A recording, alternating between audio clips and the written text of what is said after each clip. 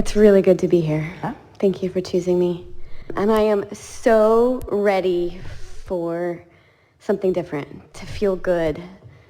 And I know it's my beliefs that are holding me back. That's just the most confounding thing, isn't it? I want so much to feel good that I can't. I want so much to feel good that it hurts. It does. Yeah, so have you tried taking a nap?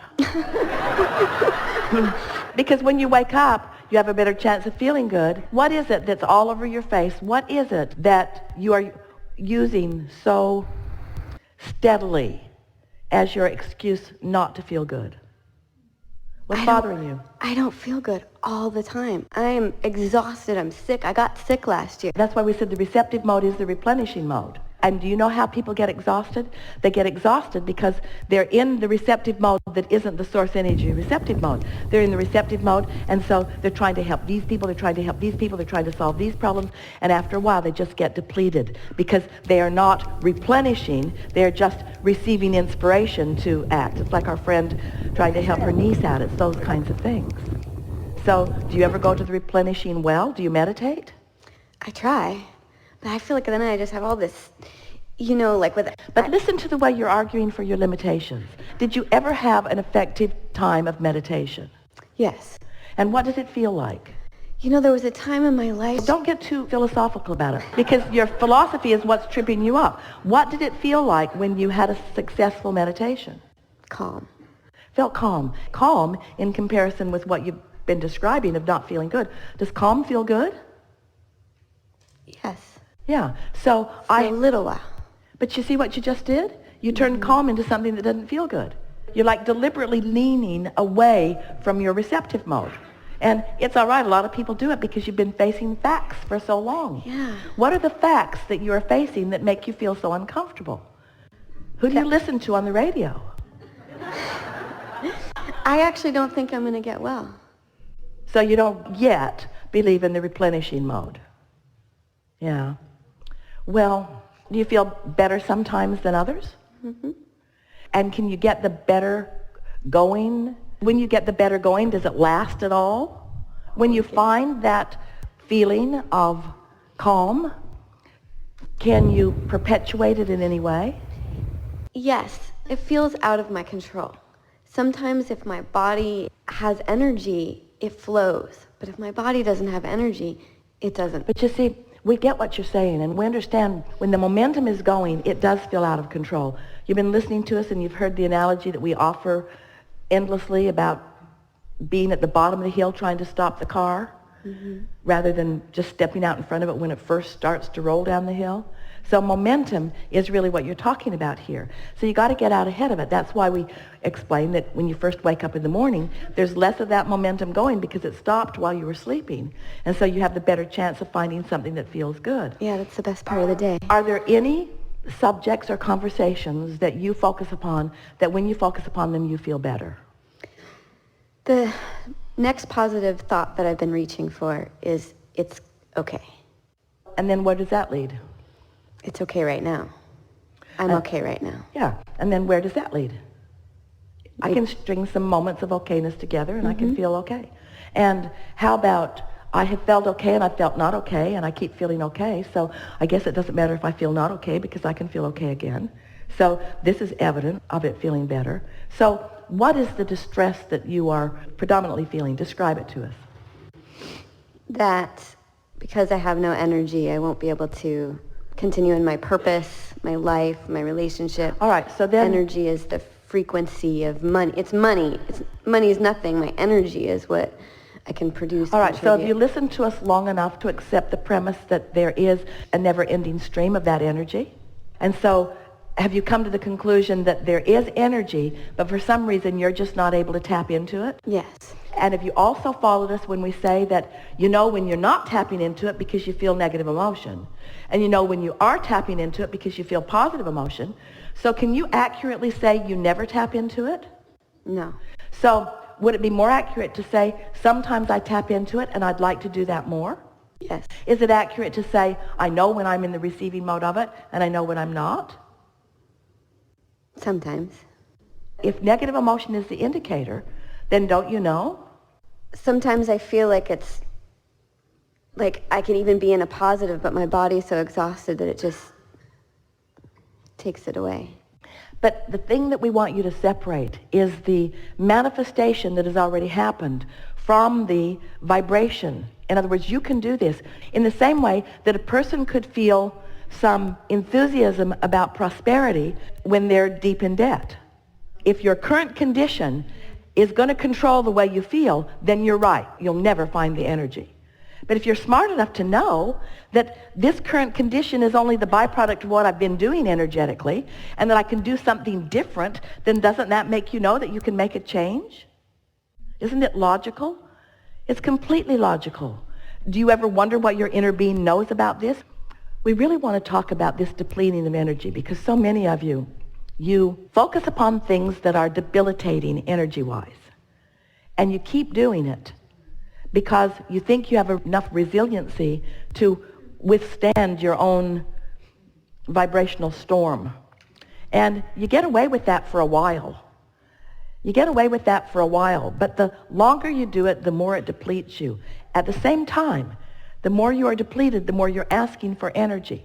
So you've got this thing going on where you're depleted and asking, and the energy is coming, but you're disallowing the energy that's coming. So imagine a rubber band. And someone's got hold of one end of it, and you're taking hold of the other end of it, and you're just barely pulling on it, just barely. So let's call this end the desire end, and let's call this end the resistance end. So there's a little desire and a little resistance. Doesn't feel that bad. But what if the desire is like this, and you're pulling against it? That's the feeling of depletion that you're talking about.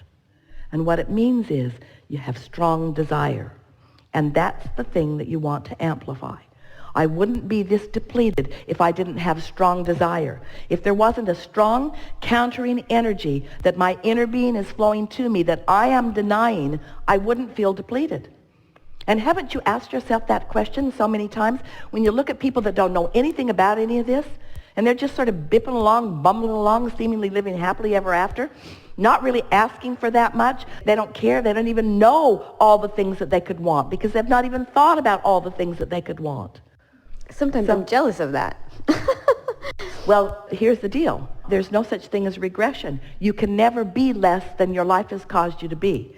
So you have one and only choice, and that is to receive the energy that you've been asking for. What you just said to us, I wish my life hadn't caused me to ask for so much because somehow I can't get into the receptive mode of what I've asked for. So therefore I wish that I hadn't asked. That's never, never, never, never, never, never true from your broader non-physical perspective. But we can understand how it feels when you're not letting it in. We refuse to acknowledge that you never let it in. We know that you often do. We refuse to acknowledge that you can't get hold of this and really get it going because we can feel the power of your desire. We refuse to acknowledge that you won't be well or that you cannot do that because we can see what's going on in this vortex. We can see how close to being in the receptive mode you often are. And we are really not interested in being a sounding board that perpetuates your statements that are working against you. You got to use different terminology or sleep a whole lot more. So how can I get out of the way? You got to look for more positive aspects. And when you find them, stay there just a little while. Don't look for sounding boards that will listen to you. We've started to say this to our mother who was talking about her daughter earlier. Her daughter's really asking for it when she says, I don't feel good. I don't feel good, which makes a mother come forth with a solution. And so you got to stop complaining when you don't feel good if you don't want people who think they have solutions to come. You see what we're getting at? Well, one of my beliefs is that my mother has the same sickness as I do, and she actually never got better. And so, like, I bump up against that, too. I see it, you know, and... So we just want to put things in perspective for you. Sickness is about depriving yourself of energy. And when you really, really care about things, you ask for really strong energy. And when you deny it, you feel really, really bad. And if you can just look at it in that way, if you can stop framing it out in other ways, if you want to be well, you've got to stop arguing for the fact that you can't be. And if you believe anything that we've been saying, then that should be something that you want every word that comes out of your mouth to be leaning in that direction. And we're not saying that you can get there all at once because momentum won't let you. But you can sure do better than you're doing as you're sitting here talking to us. You could make many more positive comments than you are about this thing that you want so much. Do you believe that you're an energy being? I believe that I'm an energy being. Say it. I believe I'm an energy being. Do you believe in law of attraction? I believe in law of attraction. I believe in law of attraction. Do you believe in your guidance system? Yes. I believe in I my believe guidance in system. my guidance Do you believe system. that your emotions are important information? My emotions are important information. I believe that before the feeling of lethargy sweeps over my body, that there were negative thoughts that preceded it. I believe I can catch those negative thoughts. I know they're there. I believe I can catch them. I believe I can turn this around, not all at once, but in time. I believe that now that I'm the second generation of this, that it's time that somebody got their hands around understanding what's going on.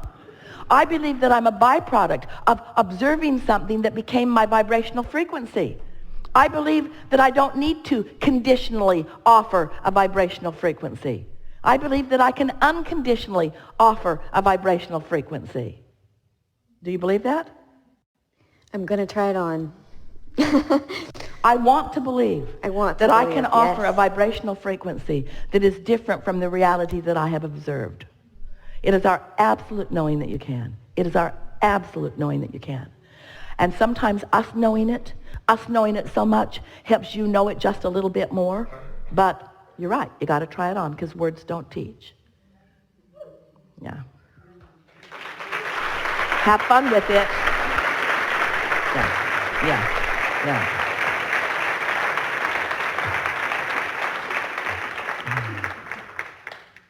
We'd like you to run just a little. Just run. Just run just a little. A little more. We'd like you to just run around the room just one time. We'll run with you. We'll run with you. Go with her. Go with her. Go with her. Go with her. Go with her. Go with her. Go with her. Go with her. Go with her.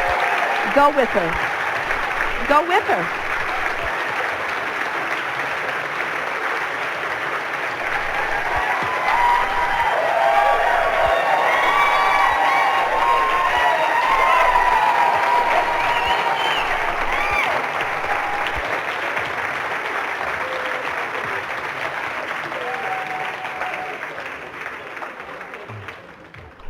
Stop making stuff up.